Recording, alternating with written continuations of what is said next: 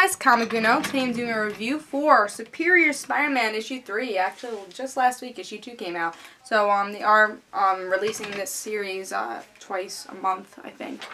And they don't say the release date for the next issue, but it is in February, issue 4. So we'll be seeing another issue in February also. Before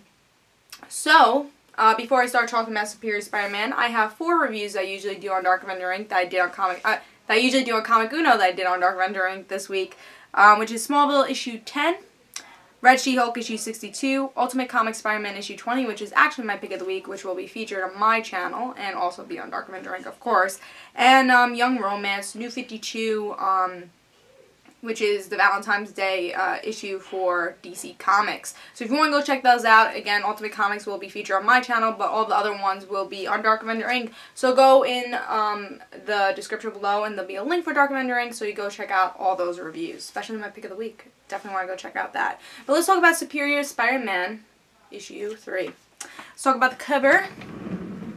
Really good cover, great art.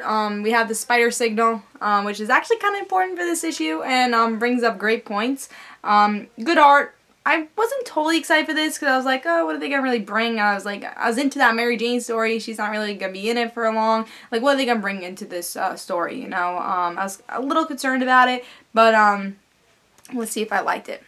And will this series lose its charm after a while? That's another question I had. But let's see if I like the story.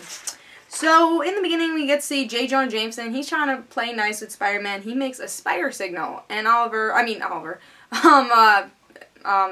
Dr. Octopus, he goes and says, "You are stupid." And J. Jonah Jameson is like, "What?" He destroys this spider signal and saying, "If you do this, my villains are going to know exactly where I am."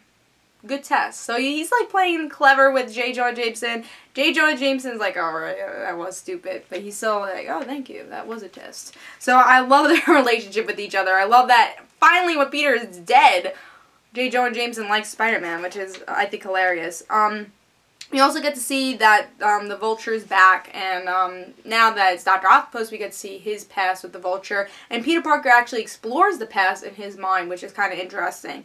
And then Carly is still very, very hesitant about Peter and Dr. Octopus, because she's like, you don't act the same, you're not the same guy that you used to be. And she's the only one that was told, because Peter's like, in issue 700, I think it was like, I'm not Dr. Octopus, I'm Spider-Man, I'm Peter. So Carly's the only person that actually has the opportunity of knowing that Dr. Octopus is not real Spider-Man. Well, Peter Parker is Dr. Octopus. She's the only one that actually could know this fact and tell other people about it. So she's really thinking this, and towards the end I'll talk more about that. So we get to see Dr. Octopus, he fights the Vulture, and he finds out the Vulture's an asshole. You know, he finds out he's a real villain. He's like, you know what? I gave you a chance. Bye. And he burns the Vulture. We don't know exactly if he dies. Probably not. But he's badly hurt and attacks him into the spider signals. I thought that was kind of funny. And then Carly's like, you wouldn't do this. Why are you doing this? And then Dr. Octopus is like, all right, what would Peter say? He's like, oh, well, he had children because his henchmen are children. He was attacking them. He made me attack them, so I didn't think that was right. And then Carly says, that's still not you. And then Peter's like, she knows. She knows that this is Dr. Octopus. So we get to see towards the end of this. But what will Carly do? If Carly says something, will Dr. Octopus try killing her? Because he definitely could do that. I think that's the question we get to see in the next couple of issues, is what will Carly do? She does know, and even though it's not straightforward saying, Carly knows, and is thinking, wow, Peter was telling the truth at issue 700. She definitely knows it, and it's definitely insinuated with this issue, and I think with issues to come, we're going to see that explored a lot, and that's going to change the whole game. It's going to, who will Carly tell? Will Carly tell anybody? Will Carly tell anybody? Well, it's a lot of questions with that. I think the charm of this series is how smart Dr. Octopus is and how he uses it, and I really like that in this issue also. He was very smart in this issue with the spider signal.